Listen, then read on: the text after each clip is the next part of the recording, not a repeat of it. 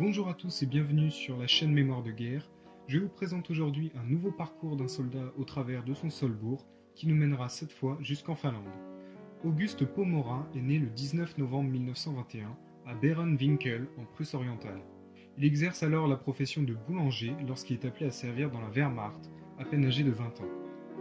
Le Solbourg est ouvert en mai 1941 et Auguste est envoyé à l'entraînement à l'Infanterie Ersatzbataillon 492 en garnison à Płock, en Pologne.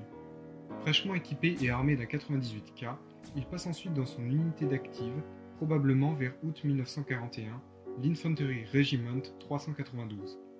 Le régiment est intégré à la 169e Infanterie Division.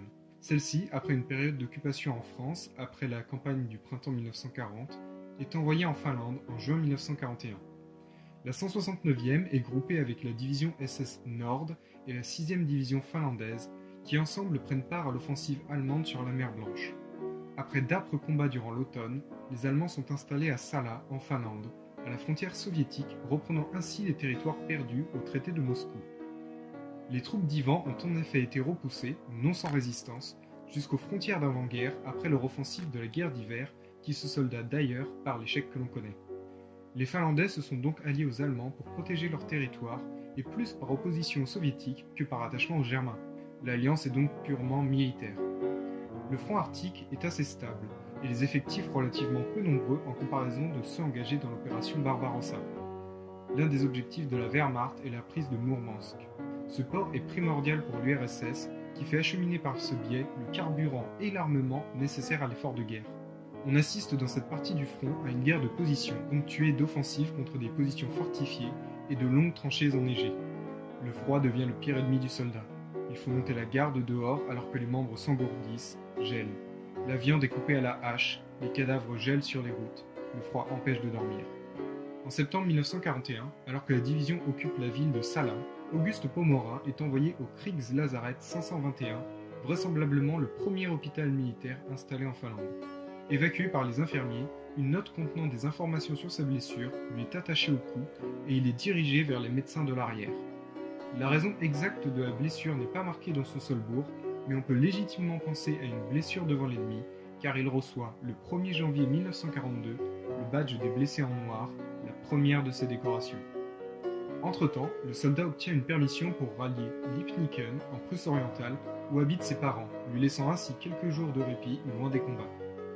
À son retour au front, Auguste reçoit divers équipements pour lutter contre le froid, parmi lesquels un cache-col, des surchaussettes, des guêtres, un manteau et, ce qui est peu courant, une paire de skis. Il est promu Gefreiter, soit caporal, le 1er avril 1942 et la médaille du front de l'Est lui est décernée le 5 septembre de la même année. Ce sont près de 3 millions de Lanzer qui reçoivent à partir de fin mai 1942 la médaille dite de la viande congelée pour leur service à l'Est. La médaille devient ainsi un véritable symbole de la présence au front. Auguste est nommé caporal-chef en juillet 1943.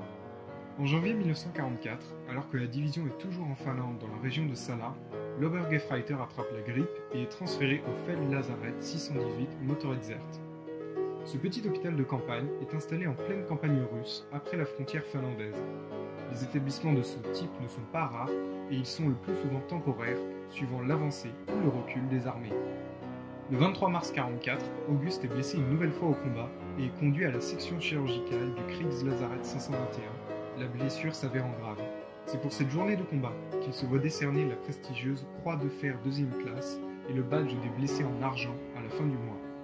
Les Russes ont depuis repris l'initiative et s'enfoncent maintenant dans le territoire finlandais. Ils lancent une large offensive début juin 1944, obligeant les armées de l'Axe à reculer. Les Finlandais signent une paix séparée avec l'URSS le 4 septembre 1944. Les Allemands se replient alors sur la Norvège, évacuant leur position.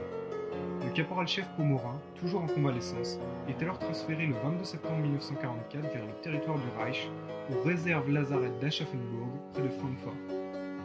Il est alors intégré à la compagnie de convalescence du Grenadier Ersatzbataillon 106, en garnison dans la ville. Cette unité était constituée de soldats blessés ou malades, dont la capacité combative était relativement faible. Ce bataillon était alors intégré à la 409e division de réserve. Il reste à l'hôpital jusqu'au 7 mars 1945. Il retourne alors probablement au combat avec les derniers éléments de sa division, formant un groupe de combat désespéré face à l'avancée alliée de part et d'autre du Reich. Après une dernière blessure le 30 mars 1945, Auguste est envoyé aux réserves lazarettes de Weimar, où il termine vraisemblablement la guerre. Voilà, c'en est tout pour l'histoire de ce soldat qui a vécu la campagne de Finlande.